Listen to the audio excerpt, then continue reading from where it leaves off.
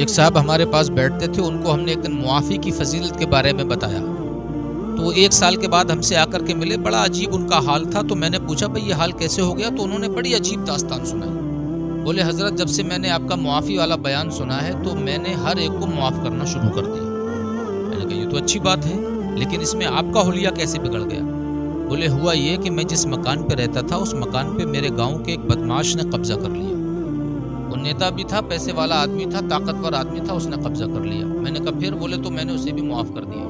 میں نے کہا کہ یار یہ تو اچھا آپ کو معاف کرنے کا سبق پڑھایا گیا کہ اپنا حق جو آپ کا حق تھا وہ بھی آپ زبردستی دوسروں کو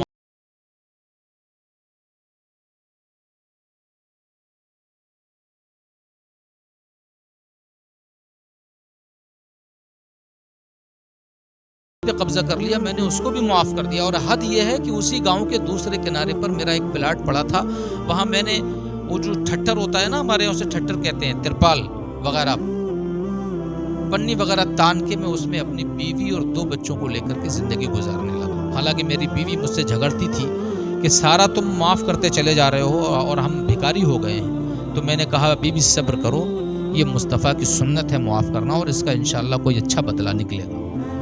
کہتے ہیں چند مہینے گزرے تھے کہ وہ مجھے دھمکیاں بھیجنے لگا کہ اس سے کہہ دینا گاؤں چھوڑ کے چلا جائے ورنہ میں اسے جان سے مار دوں گا۔ تو اتنا تو میرا یقین تھا نا خدا کی ذات پہ کہ موت اور زندگی تو اللہ کے ہاتھ میں ہے۔ میں اپنے اسی ٹھٹر میں زندگی گزارتا رہا۔ ایک دن ایسا ہوا کہ رات کے 1 بجے میں کسی کام سے گاؤں سے باہر گیا ہوا تھا اپنی موٹر سائیکل سے۔ رات کے 1 بجے میں ادھر سے گزرا جدھر وہ میرا مکان تھا جس پہ وہ قبضہ کیے ہوئے بیٹھا تھا۔ کہتے ہیں جب میں اس مکان کے دروازے سے گزرا تو مجھے اندر سے بہت چیخنے کی آوازیں آئیں۔ کہتے ہیں میرا دل نہیں مانا، میں پھر بھی اس کے گھر میں داخل ہو گیا۔ کہتے ہیں جب میں اندر گھسا تو میں نے دیکھا کہ ایک عجیب ہی منظر تھا کہ وہ شخص جس نے میرے مکان پہ قبضہ کیا تھا وہ تو بدحواسی کے عالم میں فون لیے ہوئے کان پہ لگائے ہوئے زور زور سے چیخ رہا تھا، لیکن اس کا ایک بیٹا تھا 14 سالہ، وہ فرش پہ لوٹ پوٹ ہو رہا تھا درد کی وجہ سے۔ کہتے ہیں جیسے ہی اس نے مجھے دیکھا اس کے ہاتھ سے موبائل چھوٹ کے زمین پہ گر گیا اور وہ میری طرف بھاگ کے آیا، بولا بھائی میں نے تیرے اوپر بہت ظلم کیا ہے، لیکن اس وقت نہ کوئی رشتہ دار میری مدد کو آ رہا ہے اور سارے پڑوسیوں سے تو میری دشمنی ہو ہی گئی ہے، کیونکہ ایسے لوگوں کی دشمنیاں ہو جاتی ہیں، لڑ لیتے ہیں سب سے۔ کہتے ہیں بھائی اپنی موٹر سائیکل پہ بٹھا کے میرے بیٹے کو اسپتال تک چھوڑ۔ کہتے ہیں مجھے اس سے خوف تو تھا لیکن پھر بھی میں نے اللہ کی ذات پر بھروسہ کرتے ہوئے اس کی مدد کا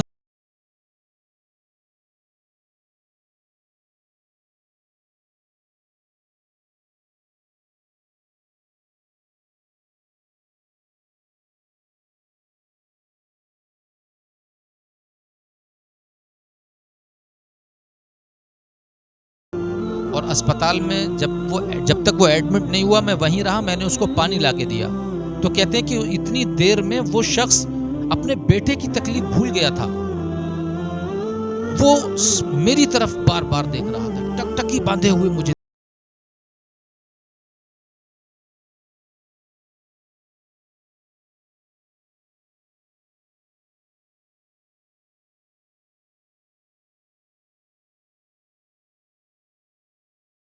میرے دروازے کے سامنے روڈ کے اس پار جو میرے دروازے پہ کتا رہتا تھا، اس کتے نے اس شخص کی پینٹ کو دانتوں سے پکڑا ہوا ہے، اور وہ کتا بھی وہیں بیٹھا ہے اور وہ آدمی بھی وہیں بیٹھا ہے، اور وہ سب سے اشارہ کر کے منع کر رہا ہے کہ شور مت کرنا۔ تو لوگ اس کے پاس جمع ہیں لیکن شور نہیں ہو رہا ہے۔ کہتے ہیں جب میں باہر نکلا نماز فجر سے فراغت کے بعد تو میں نے اس آدمی کو جیسے ہی دیکھا میں نے پہچان لیا، اسے تو رات میں ہاسپٹل چھوڑ کے آیا ہوں۔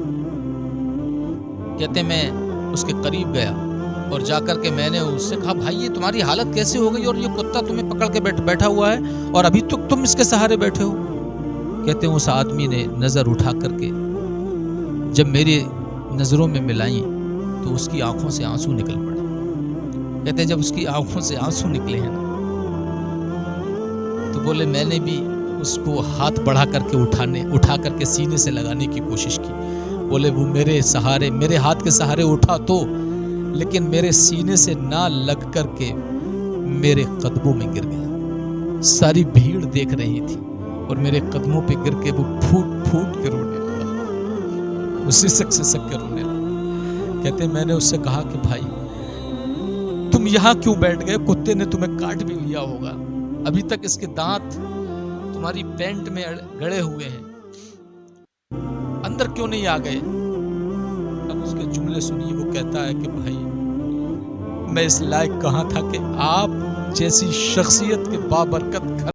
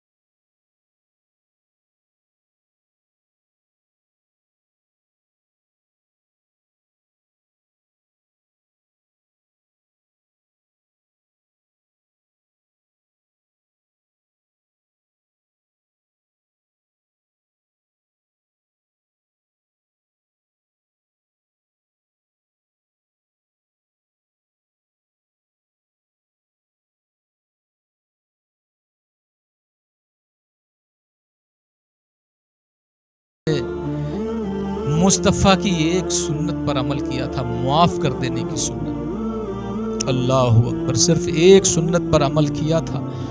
وقت کا بڑا طاقتور بدماش میرے قدموں میں گرا ہوا جب رو رہا تھا، اس وقت میں دل میں مصطفیٰ کی سنت کو سلیوٹ کر رہا تھا، مصطفیٰ کی سنت کو سلام کر رہا تھا، اور سوچ رہا تھا کہ صرف ایک معاف کر دینے والی سنت پر عمل کرنے کی یہ برکت اللہ تعالیٰ نے وقت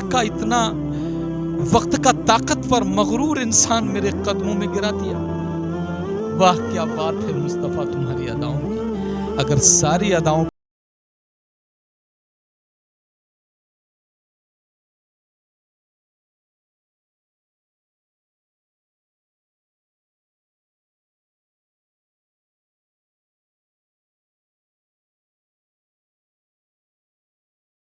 ہو سکتا ہے کہ جو دیر لگ رہی ہے اس کے پیچھے اللہ نے تمہاری سوچ سے بھی بڑا بدلہ تمہارے لیے رکھا ہو۔